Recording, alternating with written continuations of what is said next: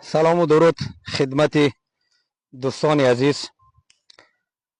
امید که جور صحت سلامت بوده باشین در هر گوشه جهان و دنیایی که هستین. امروز روز سوم عید است. اینجا ولایت تخار ولسوالی ینگ قلعه وادی جلگه. ما امروز روز سوم عید آمدیم در وادی جلگه، دشتی به نام یک دشت به نام چشمه علی میگن که در خود ولسوالی ینگ قلعه وادی جلگه قرار داره.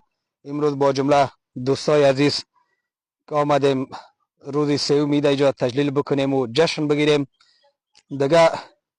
امید که ما حضوری که اینجا آمدیم واقعا یک هوای زیبا، یک دشت، یک سرسبزی بسیار قشنگ، واقعا جای است که انسان همه غم و دردی که داره این طرف که بیا از بین میره. ما که آمدیم از اینجا واقعا خیلی لذت بردیم. دوستا هر جای هر گوشه دنیا که هستین از این منظره شما هم ببینین، خواستیم که شما هم از این لذت برین. ما آیسته آیسته میریم. دوستایی که اونجا هستن مصروف پخت و پز هستن، مصروف کار هستن، با اونا یک معرفی میشیم. اکثریایش هم واقعا نمیشناسم به خاطر که دوست هستن از دیگه جایا هستن.